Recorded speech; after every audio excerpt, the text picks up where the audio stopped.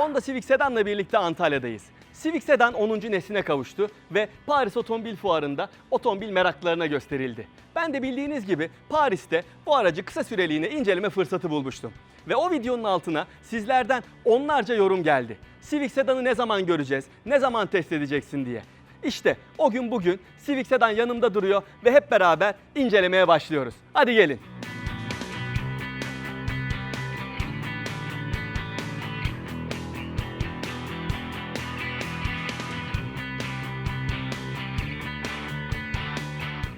Her zaman olduğu gibi Civic Sedan'ı anlatmaya da tasarımından başlayayım. Civic Sedan sınıfındaki rakiplere kıyasla genel tasarım anlayışıyla her zaman fütüristik olmuştu ve bu durum 10. nesilde de aynı şekilde devam ediyor. Araca önden baktığınız zaman bir kere bu çok baskın olan krom panjuru burada net bir şekilde görebiliyorsunuz. Fakat bu krom panjura ek olarak bunun farların üstüne devam eden krom parçası da önden bakıldığı zaman bu aracın daha elit, daha prestijli görünmesini sağlıyor. Tabi sadece bu da değil, kaputuna bakacak olursanız burada bir şişiklik var ve bu da bence bir güç gösterisi anlamına geliyor burada. Tabi güçle ilgili konulara sürüşe geçtiğimde geleceğim ama genel tasarım olarak bakıldığı zaman buradaki şişik kaput ve öne doğru çıkık olan panjur neticesinde Civic Sedan kesinlikle güçlü bir görünüme sahip. Profiline geçtiğimiz zamansa burada bir tane sinyal lambası görüyoruz. Bu normalde Amerikan versiyonlardan alışık olduğumuz bir uygulama ama ülkemizde üretilen ve Avrupa pazarında satılacak olan Civic Sedan'larda da bu uygulama kullanılmış. Bence göze hoş görünüyor. Benim test etmiş olduğum yanımda duran Civic Sedan'a özel birkaç tane ekstra aksesuar var. Bunları ekstra bedel karşılığında spor paketle alabiliyorsunuz. Bunlardan bir tanesi tamponun altındaki bu dil. Ayrıca en üst donanım seviyesinde bile 16 inç jantla gelirken bu araç spor donanım paketinde 17 inçlik bu siyah jantlara yer verilmiş. Ayrıca bu kapıların altındaki siyah renkli marşpiyeler de yine bu donanımla birlikte geliyor. Fakat bu detayları bir kenara bırakacak olursak Civic Sedan'ın genel anlamda profil tasarımından ben size bahsedeyim. Bu araç bir önceki nesline göre biraz daha boyutları büyümüş, genişlemiş ve alçalmış. Yani kesinlikle daha sportif duruyor. Dingil mesafesi ise 2.70 metrelik değerle sınıfının iddialı modelleri arasına girmeyi başarıyor. Tasarımına şöyle bir bakacak olursak bir kere tavan C sütununda öyle bir alçalıyor ki yani bu aracı bir kupe zannedebilirsiniz veya bir liftback zannedebilirsiniz. Çünkü C sütununun bittiği noktada bagaj kapağı çok küçük bir alan kaplıyor ve cam da ona oranla çok daha büyük. Yani bana sorarsanız ben bu aracı bilmiyor olsam ve uzaktan baksam sanki bir liftback'miş gibi bagajı açtığım zaman camın da onunla kalkacağını düşünebilirim. Ama Civic Sedan'da böyle bir durum söz konusu değil. Civic Sedan'ın tasarımı daha önce hiç olmadığı kadar hatchback kardeşiyle benziyor. Bunu yine fuar videosundaki görüntülerden hatırlayabilirsiniz. Bu ikiliye baktığınız zaman özellikle stop tasarımlarıyla, camlarıyla ve bagaj kapaklarıyla birbirlerinden çok kolay ayırt edilemeyeceklerini görmüş olmanız lazım. Bu araçta demin başta söylediğim gibi spor paket var ve bu görmüş olduğunuz spoiler ve yine tamponun alt tarafındaki siyah plastik parçalar geliyor. Yani standart Civic Sedan'da bunların olmadığını bilmeniz lazım. Güzelliğin göreceli olduğunu çoğu kez söylüyorum. Bu aracın arka tasarımı için de aynı şeyi yineleyeceğim. Bu C formlu stop lambaları burada belirgin, karakteristik bir şekilde bu aracın Civic olduğunu gösteriyor. Beğenip beğenmemek size kalmış ama ben bu araca şu haliyle baktığım zaman güzel görünüyor diyebilirim. Peki Civic Sedan'ın bagaj kapağının altında acaba nasıl bir yükleme hacmi sunuluyor?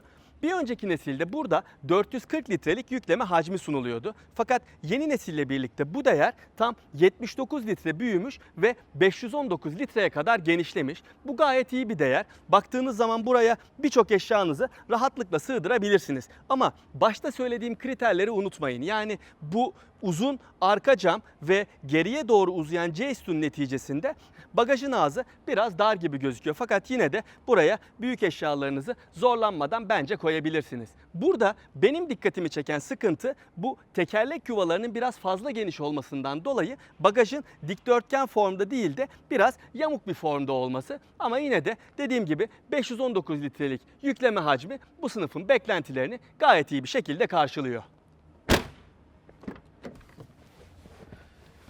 Civic Sedan'ın hem boyutlarının hem de dingil mesafesinin büyümüş olduğunu biraz evvel söylemiştim. Burada bana sorarsanız muazzam bir diz mesafesi sunuluyor. Yaklaşık bir karışlık bir mesafe var ve bu koltuğun benim ideal sürüş pozisyonuma göre ayarlanmış olduğunu söylemem lazım. Buranın diz mesafesi anlamında çok ferah olduğunu söyleyebilirim. Baş mesafesi anlamında da bir sıkıntı yok ama alçalan C üstün neticesinde tavanın biraz alçak olduğunu ve uzun boylu yetişkinlerin burada sıkıntı çekebileceğini söyleyebilirim. Üçüncü yolcu içinse burada bir tane şaft tüneli var ama o da ayaklarınızı rahat bir şekilde koyabileceğiniz ve oturabileceğiniz genişliği sunuyor. Bana soracak olursanız Civic Sedan'ın arka koltukları artık çok daha konforlu. Bu iki tarafta iki tane yetişkin rahatlıkla oturabilir ve üçüncü kişinin de burada çok şikayetçi olmayacağını söyleyebilirim. Artık sürüşe geçme zamanı. Ben artık Civic Sedan'ın direksiyonu başına geçiyorum ve sürüşe başlıyorum. Hadi gelin.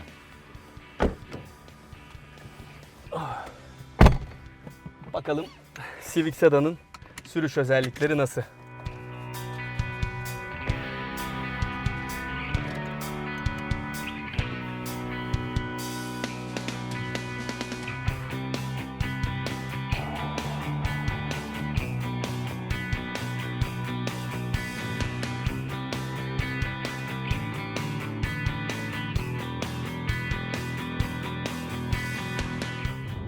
Honda Civic Sedan'ın direksiyonu başındayım.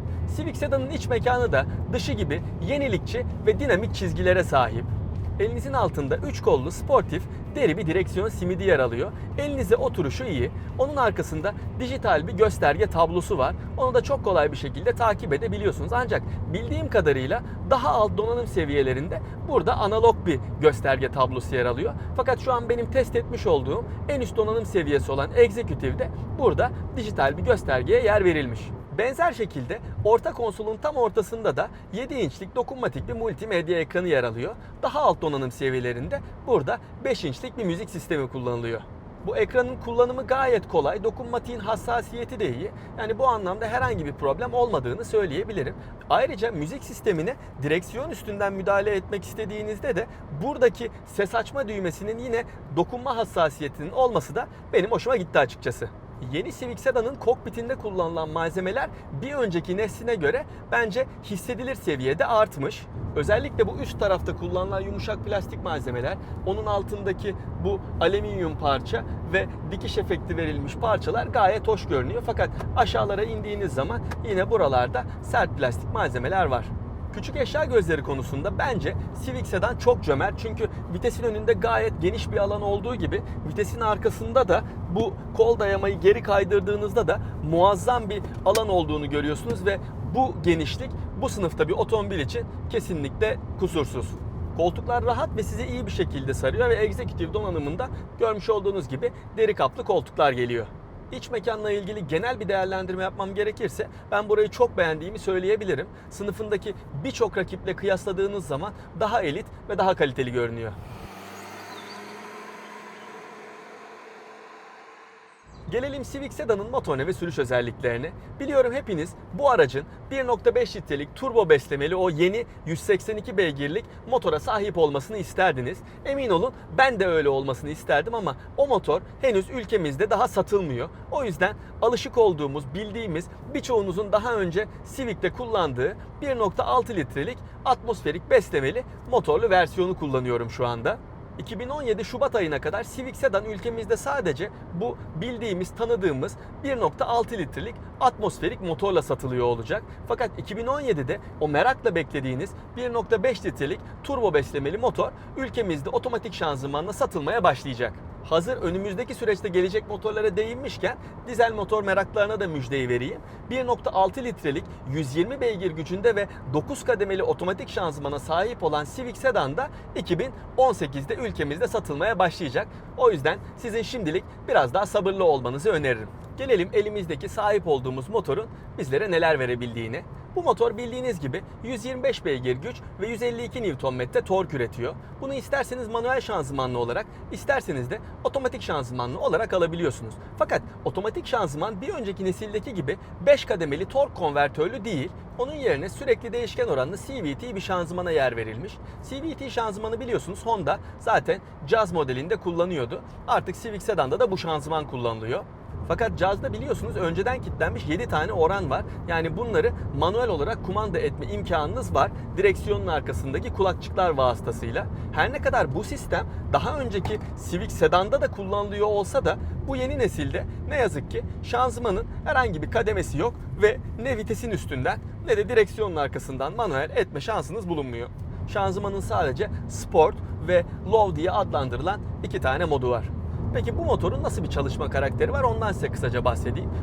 Eğer performans beklentisi olmayan bir sürücüyseniz bu motorla memnun olabilirsiniz. Çünkü özellikle alt devirlerden itibaren sessiz çalışan yapısıyla övgüyü hak ediyor. Fakat hızlanmak istediğinizde dip gaz yaptığınız zaman tabii devir en yükseğe kadar çıkıyor ve orada takılı kalıyor. Bu da doğal olarak tabii motor gürültüsünün yükselmesine neden oluyor.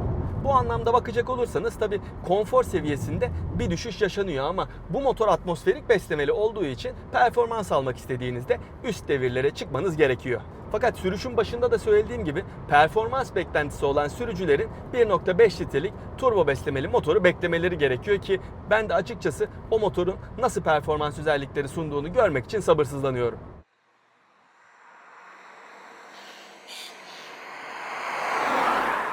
Ben bu aracı Antalya çevresinde yarım gündür kullanıyorum ve ilk izlenimlerim süspansiyon konforunun hissedilir derecede artmış olduğu ki her ne kadar dışını anlatırken bu araçta 17 inçlik opsiyonel jantlar olmasına rağmen bana hissettirdikleri kesinlikle bu yönde. Yol tutuş konusunda da gayet iyi olduğunu söyleyebilirim. Hem bağımsız arka süspansiyonu sayesinde hem de biraz daha hislenmiş direksiyonun neticesinde Honda Civic Sedan'ı çok rahat bir şekilde yönlendiriyorsunuz ve virajlarda size güven vermeyi başarıyor.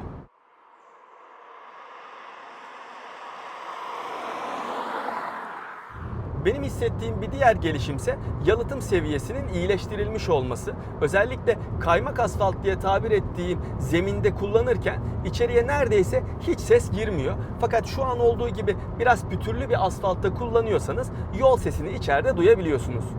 Gelelim son olarak da Civic Sedan'ın yakıt tüketimi konusuna. Ben bu aracı Antalya çevresinde 100 kilometredir kullanıyorum ve şu anda yol bilgisayarında bana 7.6 litrelik bir tüketim ortalaması gösteriliyor.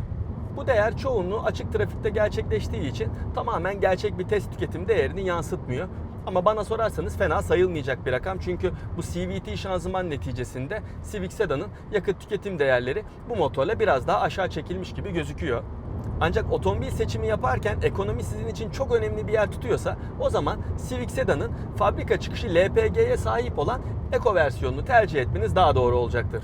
Honda'nın Şekerpınar'daki fabrikasında üretilip tüm Avrupa'ya buradan ihraç edilen 10. nesil Civic Sedan'ın fiyatı 75.000 TL ile 95.000 TL arasında değişiyor.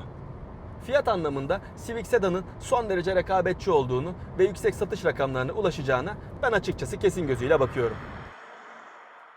Yeni Civic Sedan'la basın lansmanı kapsamında bir gün geçirdim ve açıkçası benim ilk izlenimlerimin büyük çoğunluğu olumlu. Umarım hissettiklerimi sizlere de aktarabilmişimdir. Ama eksik olduğunu düşündüğünüz veya merak ettiğiniz ekstra konular varsa lütfen çekinmeyin. Videonun altına yorum olarak bırakın. Elimden geldiğince hepsine cevap vermeye çalışacağım.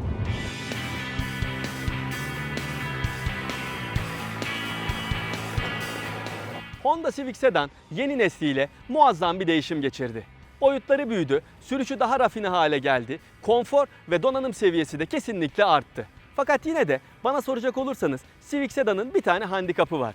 O da sadece 1.6 litrelik benzinli motorla satılıyor olması. Tabii ki ekonomi arayanlar için LPG opsiyonu da sunuluyor. Ama elinin en güçlü olacağı zaman bana sorarsanız diğer motor seçenekleri de ürün gamına eklendiğinde olacak. Görüşmek üzere.